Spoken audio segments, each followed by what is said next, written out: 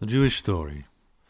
This week's story from the Holocaust is taken from the book Hasidic Tales of the Holocaust, written by Yaffa Eliach. On the waiting bench at the gallows.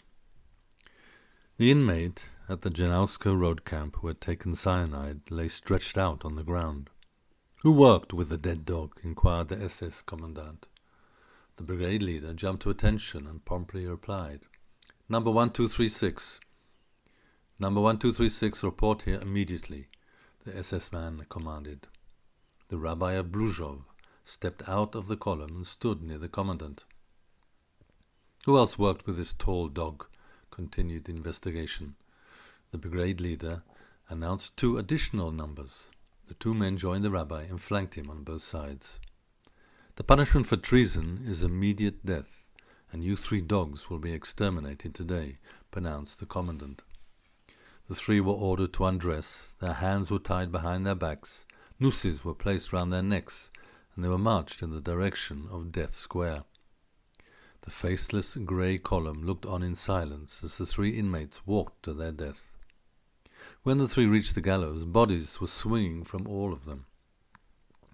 One of the hangmen at the gallows, upon discovering that the bodies displayed some signs of life, was giving them food and water to prolong their agonies.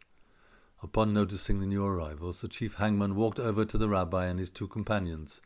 With a broad smile on his face, he welcomed them as if they had come for a social visit, and asked them to make themselves comfortable, to sit on the waiting bench, and to wait their turn patiently.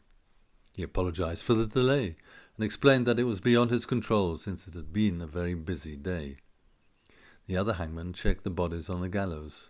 They were still clinging to life. Just then an SS messenger arrived. He saluted the hangman and ordered him to release a few Jews for an hour, since there were heaps of dead Jews on the other side of the camp, who needed to be thrown into ditches and covered up with dirt. The hangman checked the bodies again as he pushed some more water and food into their mouths, looked at his watch, and pointed with his lit cigarette in the direction of the waiting bench. He turned to the people there and said, "Schnell, schnell, run to work. In 1 hour you must be back right here." They buried the dead and covered the ditches. "Run, schnell, schnell!" The young German soldier, no older than 17, pointed the gun and commanded the 3 men, "Run, schnell, schnell! Otherwise you will miss your appointment." The men began to run in the direction of the gallows, with a German lad trailing behind. Night was descending. The young German disappeared in the distance. The rabbi of Bluzhov stopped running, paused for a minute, and said, "Wait, my friends, wait a minute. Why are we rushing? If we are late, what can they do?" One of the 2 young men, oblivious to the rabbi and the world, continued to rush off, as if in a trance, in the direction of the gallows. The rabbi and the other Jew turned towards the barracks. It was dark when they reached the blocks where the inmates slept. The rabbi suggested that they enter one of the barracks. "They won't allow us in," said the other Jew. "We have nothing to lose by trying," replied the rabbi. "The gallows are waiting for us anyway." They entered one of the barracks. The inmates attempted to chase them away. "I am the rabbi of Prushnik, from the Bluzhov dynasty. Don't be afraid.